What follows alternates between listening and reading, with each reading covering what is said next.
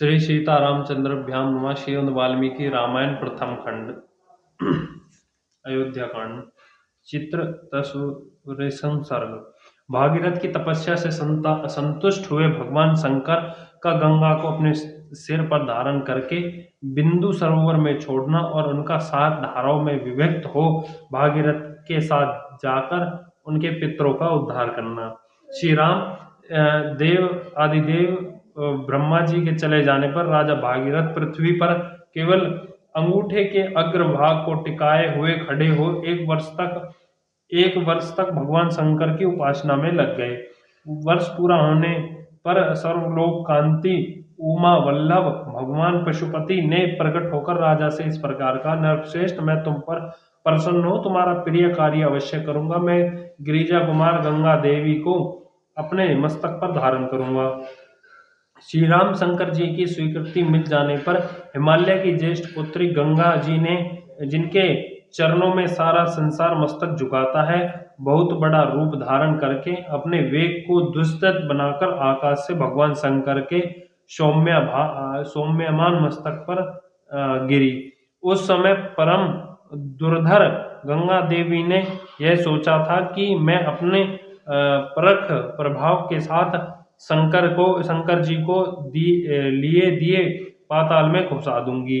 उनके इस अहंकार को जानकर त्रिनेत्रधारी भगवान हर कुपित हो उठे और उन्होंने उस समय गंगा को अदृश्य कर देने का विचार किया। पुण्य स्वरूपा गंगा भगवान रुद्र के पवित्र मस्तक पर गिरी। उनका वह मस्तक जटा मंडल रूपणी गुफा से सुशोभित हिमालय के समान जान पड़ता था। उस पर गिरकर विशेष प्रयत्न करने पर भी किसी तरह वे पृथ्वी पर न जा गिर सकी।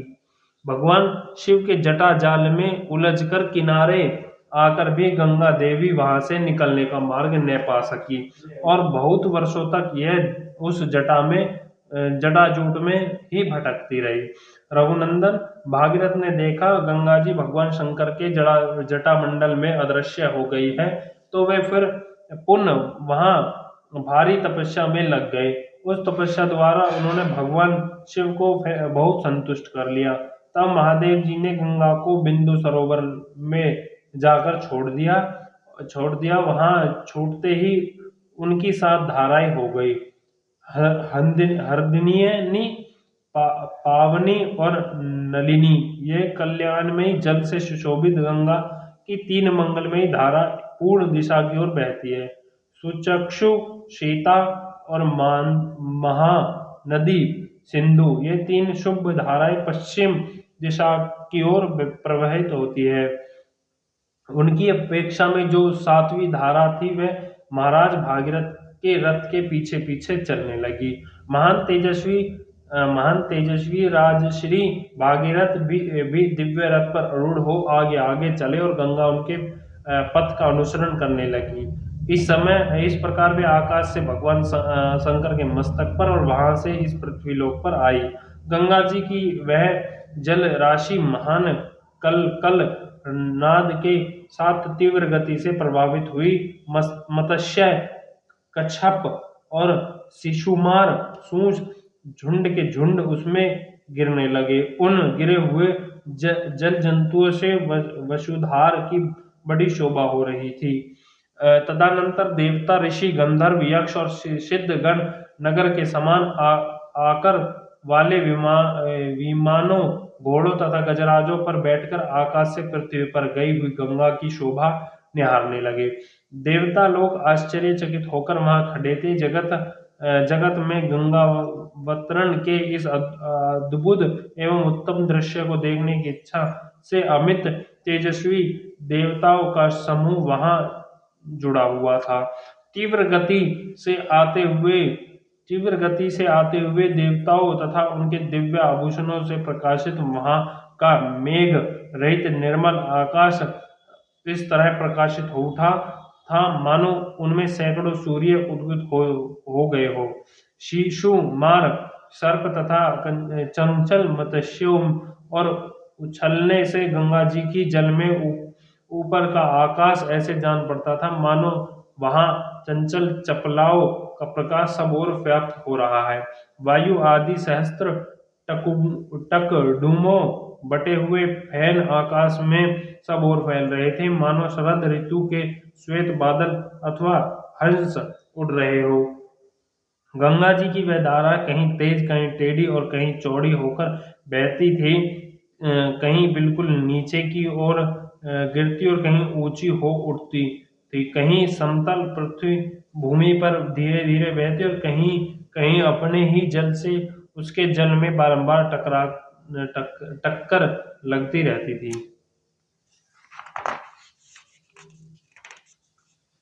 गंगा का वह जल बारंबार ऊंचे मार्गों पर उठता और पुनः नीचे भूमि पर गिरता था।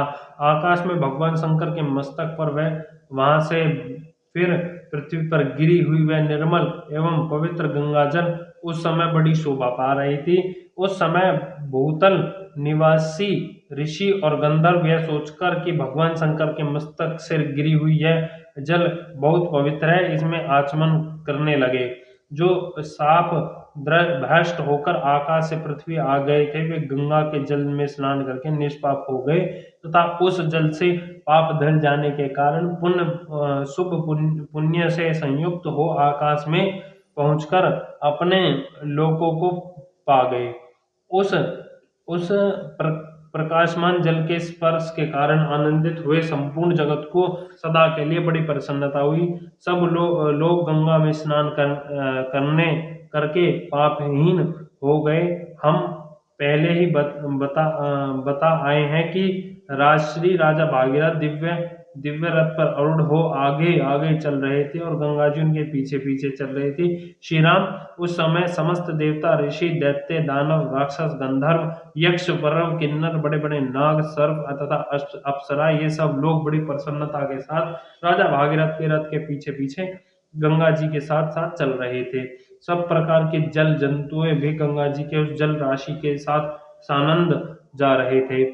जिस ओर राजा भागीरथ जाते उसी ओर समस्त पापों का नाश करने वाली सरिताओं में श्रेष्ठ यश स्थित गंगा भी जाती थी। उस समय मार्ग में अद्भुत पराक्रमी महामना राजा जहू जहू यज्ञ कर रहे थे। गंगा जी ने अपने जल प्रभाव से उनके यज्ञ मंडप को बहा ले गई।